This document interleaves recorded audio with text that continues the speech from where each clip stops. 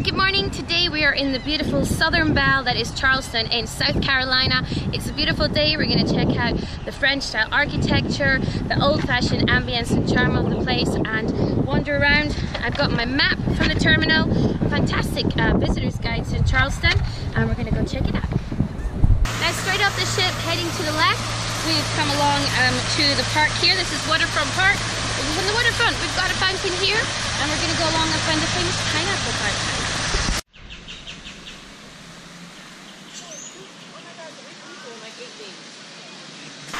And here is the famous pineapple fountain, one of the top 10 things to see in Charleston, and it's gorgeous. So you can wade in the pineapple fountain, but this is some very important rules to watch out. And no solo wading, there's no lifeguard on duty. No more than 25 people may wade at one time, and if you have any diarrhea or nausea illness, you can't go in the fountain. That just seems logical. Will you read the last? Alright, so as you walk along Waterfront Park all the way to the end here, it's beautiful, and then you can turn right on Boyce's Wharf right here, and this is what takes you up to Rainbow Row. And so this is the Rainbow Row. This is a row of rainbow coloured houses that are all painted. It's really pretty, and this is one of the most famous spots to see around Charleston, and it does indeed put you in a happy mood. And just further along, right before we turn the corner to the Battery area, we've got the historic Charleston Foundation headquarters, where you can learn about all the history of the area. So this is the Battery, which is along here, and we've got the beach here. It's really nice, and this goes all the way along the waterfront. There's more gorgeous houses as well, and it's a really nice place for a stroll. And here we've got one of the many horse-drawn carriages that go around Charleston. Some people from our ship on it, I think. So right at the end of the point here, this is White Point Gardens, and this is the main part of the Battery. So we've got the gardens here, we've got statues, and we've got some cannons. And so this is where the main fortification area was, where they would fend off intruders that were coming in by sea. And so we've been on our Horseman Park, and we're now on King Street, which is sort of the French Quarter and the main historic area. Now, walking around the area here in King Street, there's intermittent smells, and not very pleasant ones, from the horses.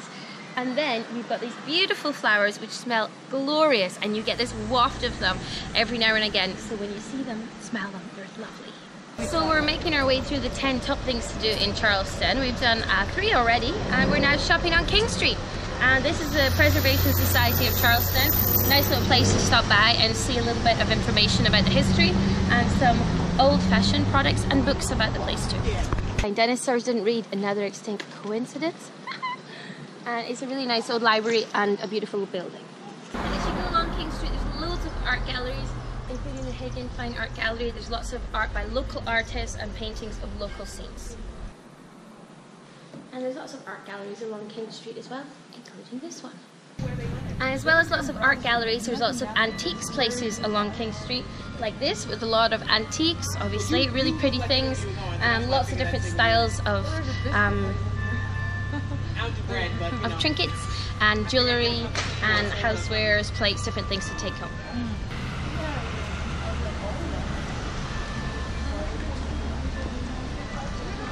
So as we go along in the corner of Market and Meeting Street, we've got the Confederate Museum upstairs here, and a little market downstairs as well. And we're not far from the ship, as you can see, it's straight ahead. And another stop to see, this is Market Street, and this is where loads of markets are. There's like 5 and dime general stores. On the other side, we've got markets all the way down the middle here. In and out across the street, loads of little markets, and where the original market was, hence the name. And this is inside the main market. Seen some different areas now, and they've got some jewellery. There's some wicker baskets, there's some metal work over there. We've got some local artwork, which is very nice, and there's a lot of galleries and artists around Charleston. And we've got some local soaps, locally made clothes, and some more art and postcards, which is what we're looking for. Okay, now as you go through, when you're coming from that end, the last place on the left, before you leave the first building is Kaylee's Hot Little Biscuit. This place comes highly recommended, and this is where you can get real traditional southern biscuits and gravy, or kind of savoury scones we would call them in the UK, and it smells amazing. Okay, we're gonna try our biscuits now from Hot Little Biscuit. We've got pepper and bacon, we have got shortcake and buttermilk, and these look extremely exciting, and the staff were super nice. The lady says she likes how I talk, which was nice, and I liked how she talks. So this is the bacon one. Oh wow, it's like the whole thing tastes like bacon. It's very, very bacony flavour. Very strong, very rich. This one, I think this is shortcake. No, it's buttermilk. Also very tasty. Very rich. I'm gonna try this one. And it's a little sweeter. And it's really, really good. And you can get sandwiches of them too, different snacks, whatever. It's a nice place to stop. Okay, so here we've got the biscuit bowl with seafood. There's some delicious looking local shrimps with some grits, and this looks awesome. So this is sausage gravy with biscuits. It's made by frying up all the sausage, and then you add in milk and flour, and that's what makes the gravy. It is absolutely incredible. I have not actually tried this one yet, but my sister-in-law makes amazing biscuits and gravy. So I'm going to try it and see if it's comparable at all to her amazing cooking skills. Yeah, good stuff. There we go. Amazing. Taste of the South. And so that's it from Charleston City Market. It was established in 1807, so it is the city's oldest market, and it's got loads of nice stuff. So Market Street is really the heart of everything here in Charleston. The shift is right down there. It's super easy. So we've been inside the market. There's two different buildings. There's loads of local handcrafts and delights and foods and snacks and different things. And from there we've got Church Street, which goes along here. It's got lots of nice things. All the horse-drawn carriage rides go from right here. So if you want to pick one up, you can find them right here as well. Alright, so one place to stop when you're heading along Market Street is the butchery. So we're going to go in and sample some extraordinary chocolate, which is our milk chocolate. Melts in your mouth. awesome. I was just giving I want one of these. One. She's right, it does. Just one, okay. Oh, wow. And they've got tons and tons of different things. What else can I get you? Another sweet place to stop is Market Street Sweets. They have amazing fresh praline, and they have very nice samples, and if you buy a half pound you get another quarter pound free, which is nice. So this is fresh praline from South Carolina. 3 samples.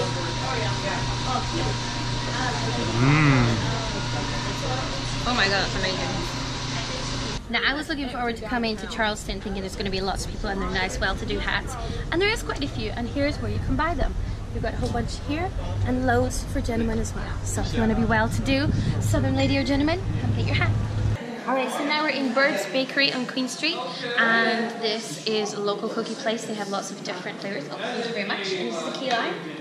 And this is their #2 seller. So there's lots of sweet treats in Georgia. Oh, okay. Oh. That's really good. Another place for sweet treats is Kilwin's Fudge place, and you can see them making the fudge in store. And they've got loads of different products, lots of fudges, and they've got excellent pecan, and there's different candied apples, and they give you samples as well, and it's delicious. Continuing our culinary adventure in Charleston, we're going to have some oysters, because that is what we heard is the thing to have here. So we're in Oyster House, Seafood Raw Bar. We're going to have a couple of oysters, and we're going to have a couple of different types here. We're going to have some Swansea and Watch Point oysters, and they're being shucked for us right now and ready to taste. They look delicious. Alright, so we're going to try the local oysters. Well, this one is going to be a Watch Point oyster. We've got a little bit of the hot sauce and horseradish on it. You ready?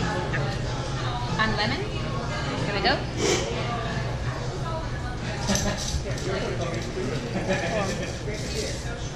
That is fresh and cold and salty and spicy. Absolutely delicious. So further strolling around Charleston, the French Quarter is really nice. And here we're in State Street, and the architecture, you can see the French influence. The whole place is just really delightful. It's a gorgeous place to be. Tree-lined streets, very, very nice. And lots more restaurants and more artist places too. Okay, so we're gonna go for a happy hour now, and we're going to the Vendu and the rooftop bar, and this is one of the highest recommended local places, and it's got a great view, so we're gonna go in and check it out. So it's like a rooftop bar, but like everything's only 3 or 4 stories. It almost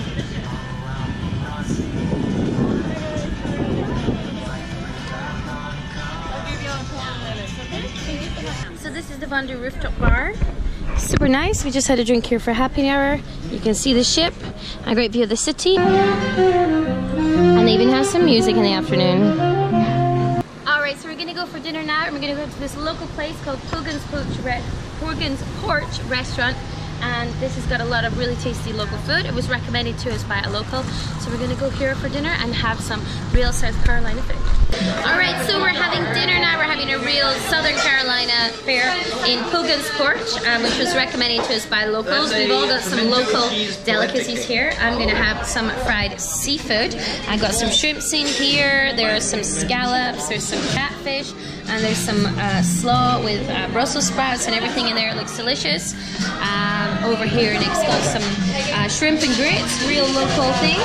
And all around the table we've got some chowders, we've got some fried okra, we've got some salads, we've got some mahi-mahi, loads of tasty local dishes, and we're going to enjoy these. They look delicious. Okay, next up we've got fried green tomatoes. This is my friend Molly's dish. I'm going to try it. I've seen the movie Fried Green Tomatoes at the Whistle Stop Cafe, but I've never had the actual dish. And this is it. It's a Southern standard classic.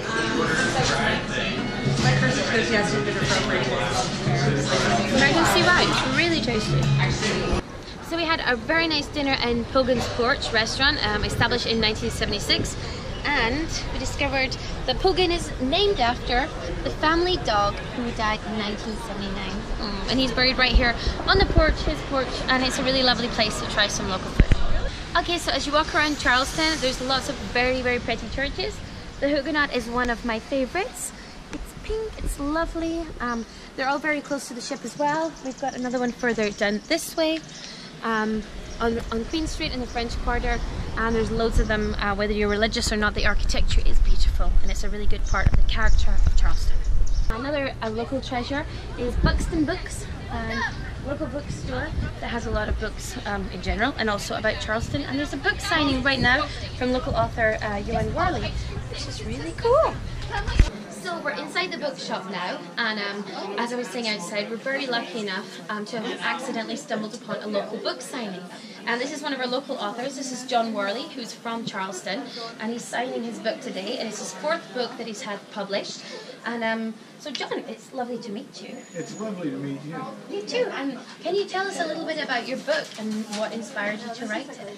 Yes, this is a book that about where I went to college, the Citadel, which is located in Charleston, and has a very great history, and I wanted to capture that history. So it's focused on the 50 years since General Mark Clark retired as president of the school in 1965. And so I'm told it's a good read, and people seem happy with it. And so it was kind of a labor of love for me, because I'm a 1967 graduate of the city. Oh, wow. Yeah. Fantastic. So I would like to welcome your viewers to the holy city of Charleston.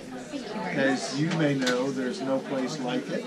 And we're at Buxton Books for this book signing. We have a bookstore full of people, and your ship is parked right outside. It is, we're right there. You're right there. And I would be remiss if I didn't mention that my middle son worked for Holland America as an activities director for 18 months and loved it. Fantastic. Yeah. Cool. so we're crossing the bridges of time there. We are. We're making the connection. Fantastic. Thank you very much. So yeah, check out the book by John Worley, Standing Forever, Yielding Never. And the bookshop is packed. It seems to be a very successful book launch and signing. Very so successful. congratulations. I'm very happy. Wonderful. Well, it was lovely to meet you. Thank you Love very you. much. Thank you for stopping in. Thank you very much. Absolutely. So we had, all in all, an absolutely wonderful day here in Charleston in South Carolina. The Southern hospitality was everything that we'd hoped for and more. The food was incredible, the historic sites were great, it was beautiful, the architecture was fantastic. It's really, really a lovely place. So glad we got to visit, and hopefully we'll be back again soon. See you soon.